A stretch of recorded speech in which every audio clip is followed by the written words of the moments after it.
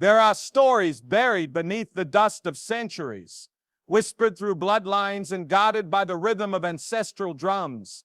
Stories that speak of noble roots, not of conquest or empire, but of divine intellect, courage, and civilization. Among those stories stands a question that echoes through African consciousness. Did Aryan Oduduwa descend from Ethiopian nobility? To understand this question is to awaken something far greater than curiosity.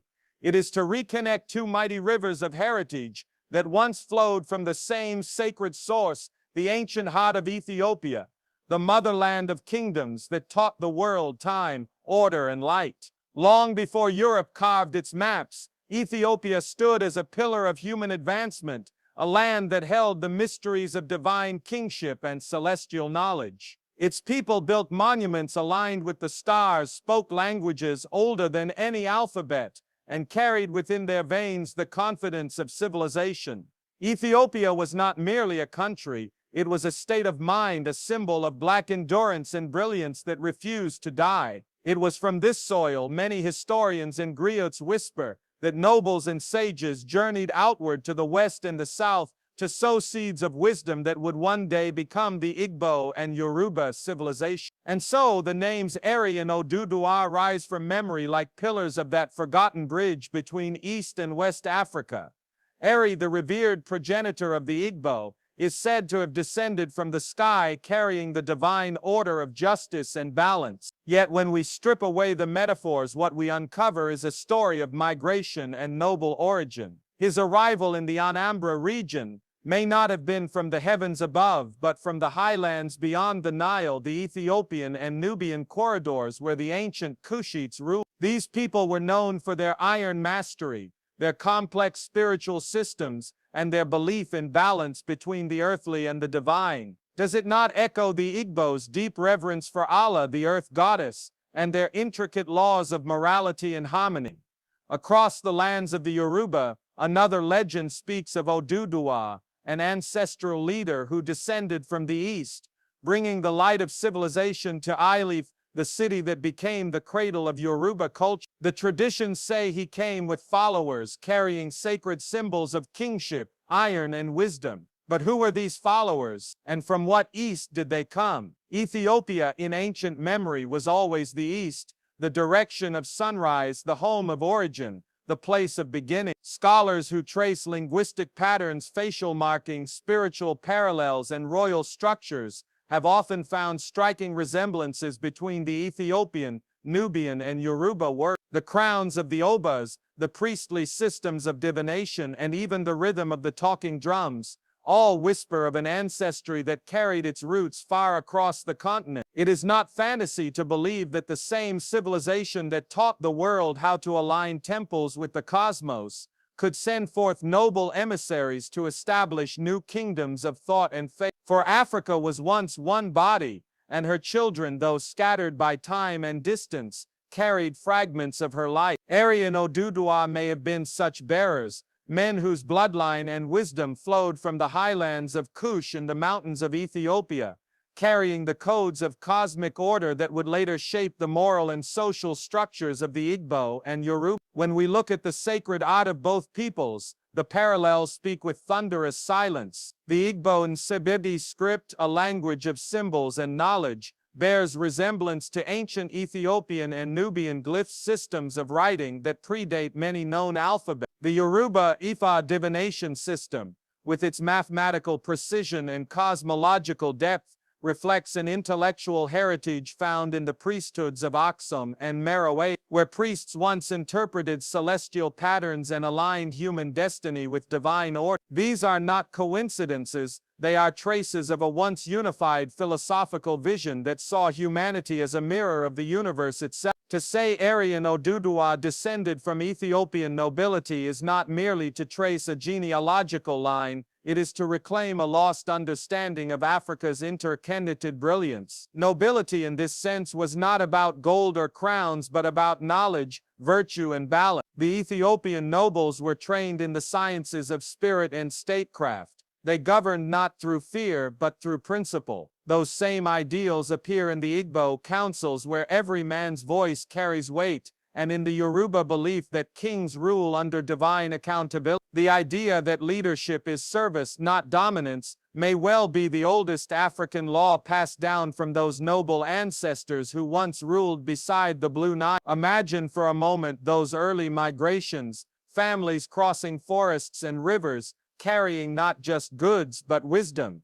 Songs of the stars, symbols of power, rituals of healing, and the ethics of community. They were not wanderers, they were torchbearers. Their movement was not a loss but a spreading of light.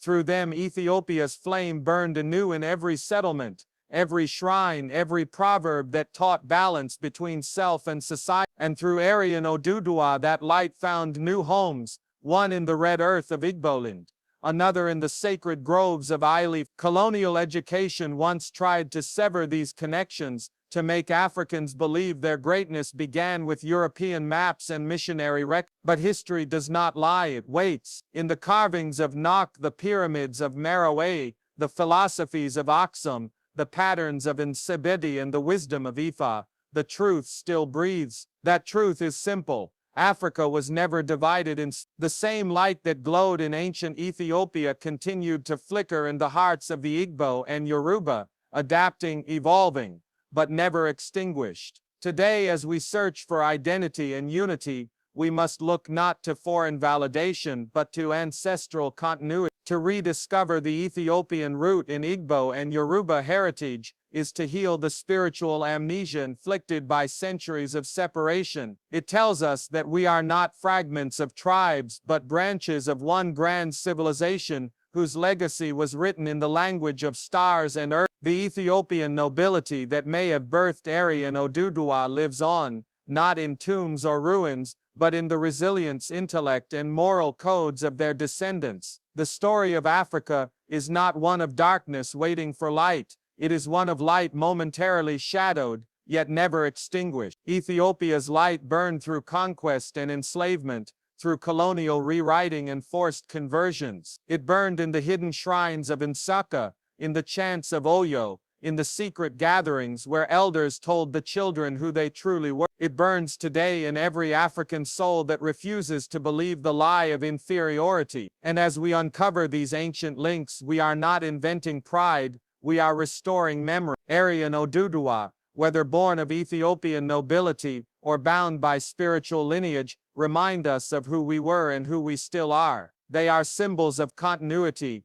carriers of divine knowledge, architects of civilization. Their story teaches that no empire, no invasion, no ocean can erase the truth of ancestry. For light once born cannot be buried, it only travels. And Ethiopia's light, born from the mountains that first saw the sun, still burns quietly in the souls of the Igbo and Yoruba, calling us home, not to a place but to a remembrance of greatness. There was a time when the earth itself seemed younger, when the Nile sang the songs of beginnings and the stars above Africa mapped destinies across the continent. Long before the ink of colonizers touched a single scroll, the rivers of Africa were connected not merely by water but by memory, by speech, and by shared purpose. The civilizations that flourished along the Nile in Ethiopia and Nubia, and those that rose later along the Niger, in the lands of the Igbo and Yoruba, were not strangers to each other.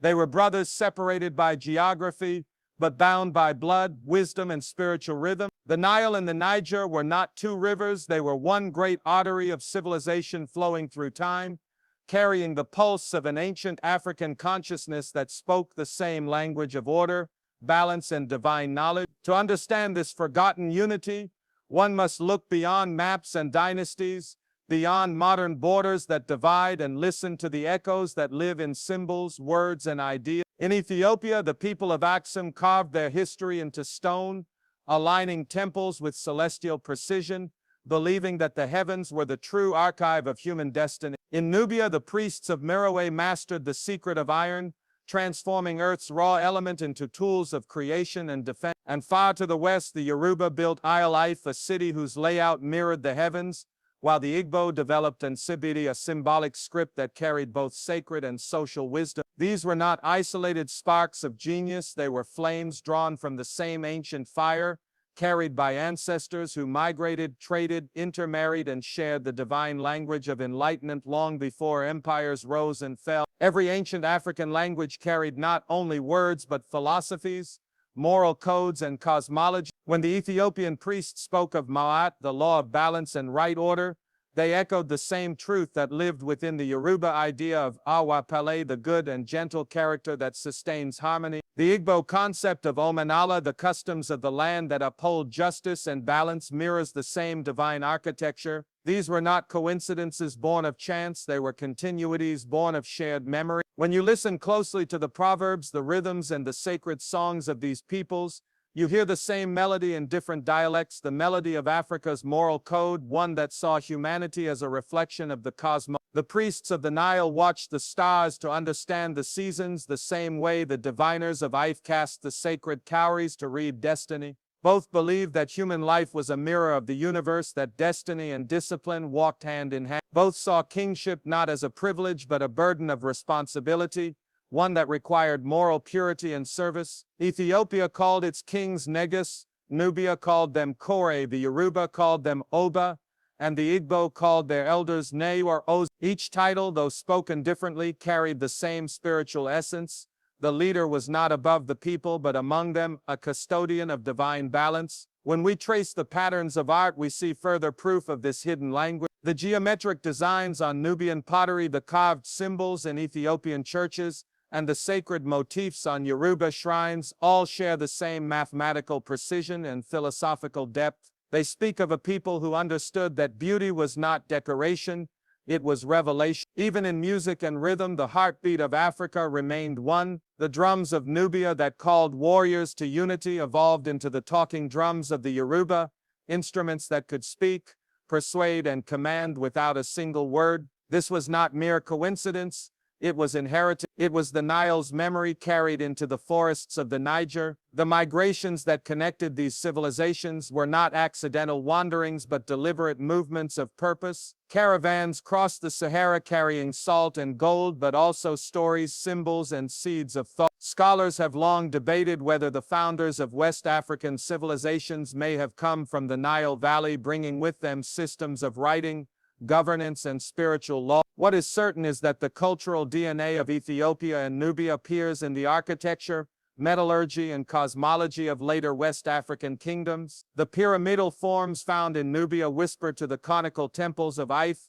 The sacred lakes of Ethiopia mirror the ritual waters of Osun and Nil. Africa was speaking to itself through geography, reaffirming its unity across time. The tragedy is that much of this shared brilliance was erased or dismissed by foreign historians who saw Africa not as a continent of light but as a land awaiting civilization. They separated Ethiopia from Nigeria, Nubia from Benin, and Igbo from Yoruba, creating artificial divisions in the African mind. Yet the ancestors were never divided. They remembered the songs of the Nile even when standing beside the Niger. Oral traditions preserved what colonial books refused to write. In the stories of migration, in the songs of origin, and in the spiritual codes of conduct, the memory of that shared beginning survived like a flame guarded against the wind.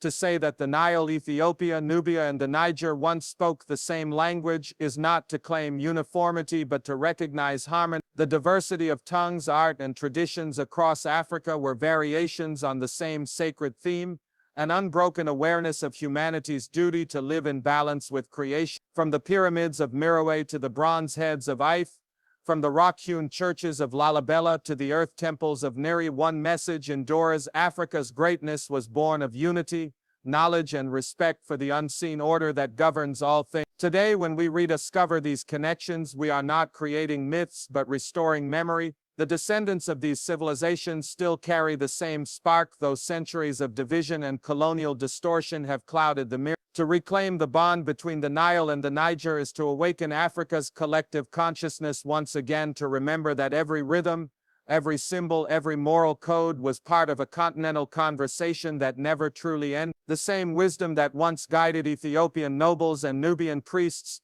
now whispers in the hearts of Igbo elders and Yoruba sages, reminding us that we were never meant to live as strangers on our own continent. The Nile's forgotten sons are not lost, they are waking. The language they spoke is not extinct, it lives in every proverb that values harmony and every drumbeat that calls for unity, and every ancestral name that carries meaning deeper than sound. The connection between Ethiopia, Nubia, and the Niger is not a fantasy of scholars, it is the memory of a civilization that knew no borders, that spoke through art, rhythm, and righteous. When we listen again to that ancient song, we realize that Africa's heart never stopped beating. It only waited for her children to remember the tune. In the ancient silence before written words, the story of Africa was told in journeys, in footsteps that carried kingdoms across the sands, and in hearts that burned with divine purpose. From the valleys of Kush, where the Nile flowed like a living scripture, to the green hills of Ife, where the Yoruba first molded clay into the faces of gods, there stretches a path that many have forgotten, a path of royal bloodlines, sacred knowledge, and a civilization that moved not to escape, but to expand. The migrations from Kush and Axum were not the wanderings of displaced tribes, but the movements of deliberate custodians, men and women who bore within them the sciences of statecraft, metallurgy, astronomy, and spirit. They were the carriers of Africa's first light, travelers who sought not conquest, but continuity, who crossed rivers and forests to plant the seeds of civilization wherever the sun kissed the earth. The highlands of Kush, near the meeting of the blue and white Nile, a people once built temples that aligned perfectly with the heavens. They measured time by the stars and honored the principle that heaven and earth were reflections of each other. The rulers of this land, warrior philosophers, artisans, and scholars, understood that to govern was to serve the cosmic order. When their dynasties shifted, when new powers rose in Axum and ancient trade routes changed, waves of nobles, priests, and craftsmen began moving westward, not as exiles, but as emissaries of wisdom. They carried with them the secrets of iron, the art of writing, and the blueprints of balanced societies. As they moved toward the forests and savannas of West Africa, their culture transformed but did not die. The flame they carried adapted to new landscapes, taking new forms but preserving the essence of the old. When they reached the lands that would one day become home to the Yoruba, they recognized the same rhythm in the earth, the same pulse of divinity that beat through the heart of Kush. Here, among the people of Ife, they found fertile ground for the flowering of their knowledge. The city of Ife was not an accident, it was the deliberate recreation of cosmic balance, a microcosm of the universe built with the same sacred geometry that once shaped the temples of Reawakening. The circular layout of its shrines, the orientation of its palaces, and the divine symbolism in its bronze sculptures all whisper of an inheritance that reaches back to the eastern kingdoms of the Nile. The masters of iron who worked in Kush left behind furnaces that burned hotter and cleaner than almost any in the ancient world. Their skill was not merely technical, it was sacred. To mold metal was to transform the raw substance of creation into purpose, a divine act of balance between fire and earth. Centuries later, in Yoruba lands, the blacksmith held the same status as priest and philosopher. The deity Ogun, god of iron and invention, mirrors the ancient Nubian spirit of craftsmanship and transformation. The tools forged by these hands built cities, shaped empires, and defended justice. Through metal, both Kush and Ife expressed the human ability to cooperate with divine forces. This was not just a technological legacy, it was a spiritual covenant carried across the continent. The same could be said for the art and architecture that blossomed wherever these royal bloodlines settled. The bronzes of Ife and Benin possess a refinement so advanced that European explorers once refused to believe Africans made them. Yet their realism, balance, and spiritual symbolism reflect techniques known in the Nile Valley long before classical Greece rose. The sculptors of Ife carved not for vanity but for truth. They sought to capture the eternal soul in the face of humanity, just as the artisans of Kush once carved their pharaohs with calm majesty to mirror divine order. Through art, the memory of Kush continued to breathe, its philosophy reborn in new tongues and new clay. And then there is the question of kingship, the thread that binds Ethiopia, Kush, and the Yoruba into one spiritual lineage. The idea that rulers were divine custodians, not tyrants, echoes across the continent like a timeless song. The Kushite king, known as the son of the sun, was expected to uphold justice and harmony, reflecting cosmic law through earthly governance. In Yoruba tradition, the Oba stands as a mediator between the people and the unseen, bound by sacred oaths that mirror the moral discipline of the Nile king. Both lineages understood that to wear the crown was to bear the weight of moral perfection, that the ruler's heart had to be light as a feather, uncorrupted by greed or oppression. Even the rituals of anointing, coronation, and purification share subtle parallels, suggesting not imitation but inheritance, a memory passed down through generations who never forgot that leadership is sacred service. Trade routes became arteries of transmission, carrying not just goods but wisdom. Along the Niger, merchants spoke of the East with reverence,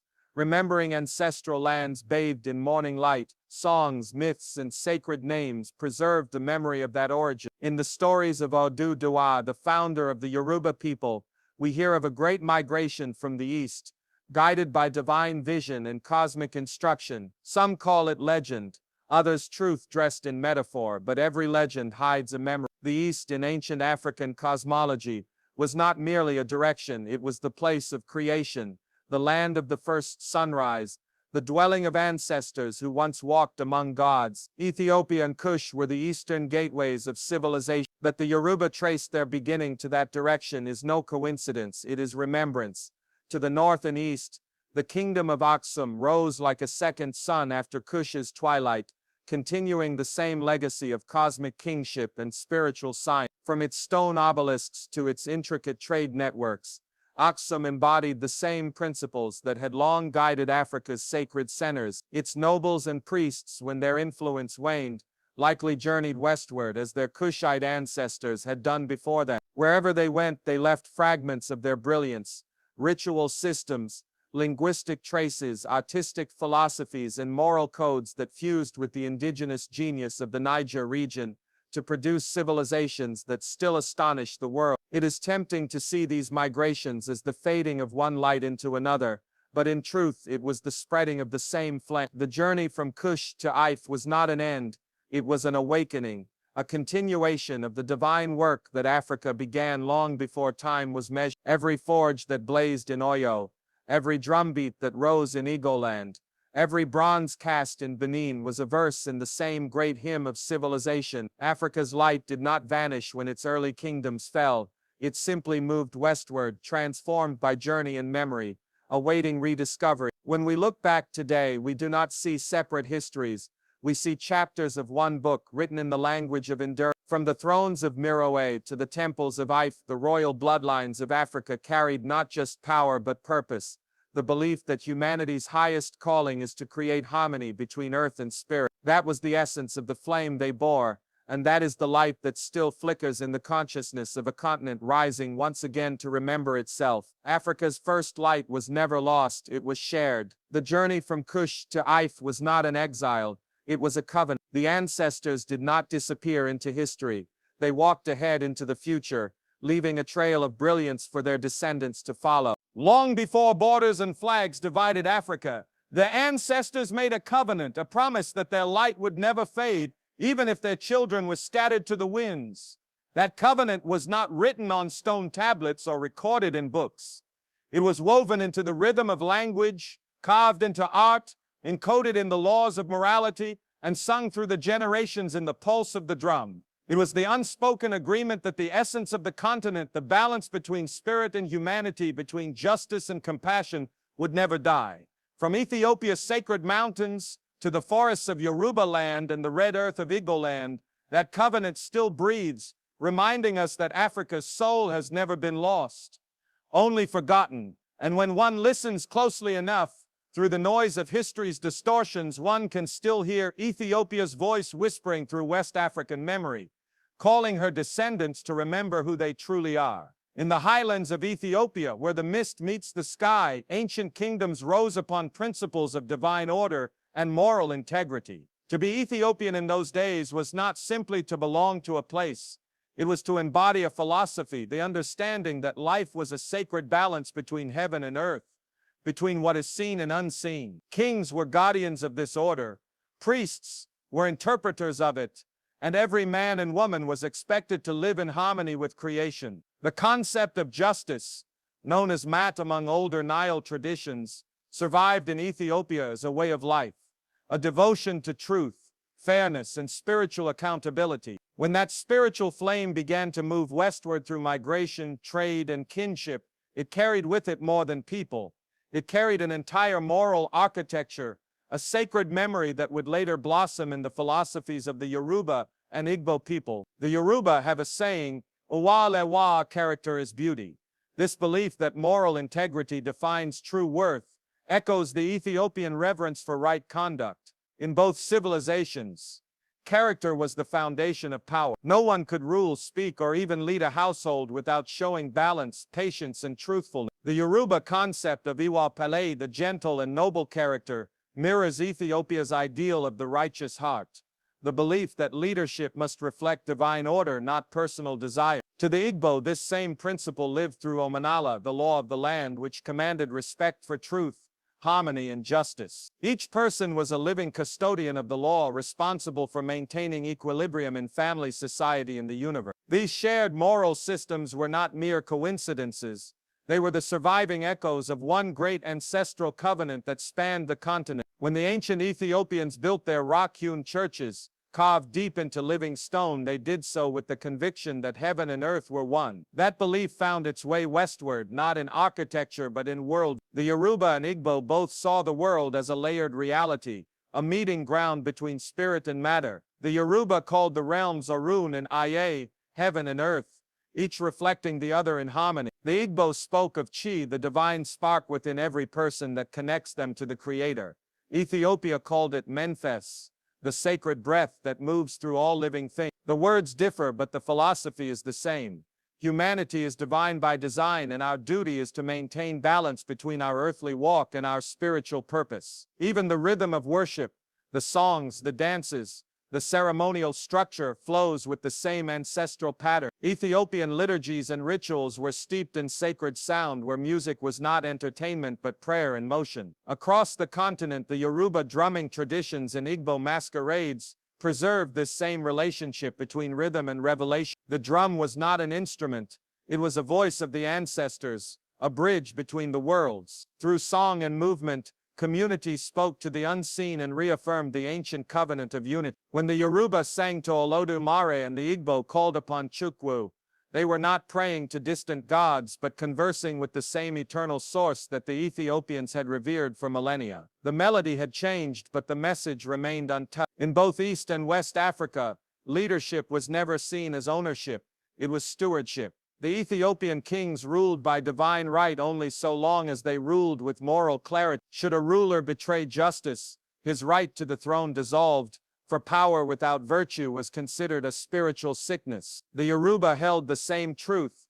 The Oba ruled through sacred trust, guided by priests and elders to ensure that the people's will and divine order aligned. Among the Igbo, the Ozo title and Ninzi status were reserved for those whose integrity had been proven beyond doubt. Authority in the African sense was never a product of conquest. It was a reflection of character. This shared ethic across thousands of miles testifies to an unbroken lineage of thought, a moral inheritance that began long before the first empire rose. To see how Ethiopia still lives in West African memory, one must look not at ruins or relics but at value. The light of Ethiopia does not burn in temples. It burns in people. It lives in the Yoruba devotion to family and destiny, in the Igbo respect for justice and community, and in the enduring African belief that humanity is sacred and interdependent. This is the hidden covenant of the ancestors, to remember that every person is a reflection of the divine order and that to betray that truth is to lose oneself. Even through colonization, slavery, and the rewriting of history, that covenant could not be broken. It hid itself in proverbs, in rituals, in the subtle codes of survival that Africans carried across oceans and generations. It waited in silence until the day their descendants would remember again. Today, when we speak of reconnecting Africa, we are not inventing unity, we are restoring memory. The same moral and spiritual DNA that guided Ethiopia's sages flows in the veins of every African descendant. When an elder in Nigeria teaches that truth is life, or when a Yoruba mother teaches her child patience, or when an Ethiopian priest chants about justice, they are all continuing the same conversation that began thousands of years ago. The covenant is not bound by time, It evolves through us. To remember it is to reawaken the soul of the continent, to rebuild what was broken not through war or wealth, but through wisdom and character. Africa's rebirth will not come through politics or borders, it will come through remembrance. When the Igbo remember Omanala, when the Yoruba embody Uapele, when the children of Ethiopia still honor the balance of heaven and earth, the continent's light shines again. For that is the secret the ancestors left us. Civilizations rise and fall, but moral truth is immortal. Ethiopia's voice may seem faint, carried by the winds of time, but it still speaks through every African who chooses justice over greed, unity over division, and humility over pride. The covenant lives on, unbroken and eternal, calling Africa to awaken not to what it was but to what it has always been, the cradle of balance, wisdom, and life.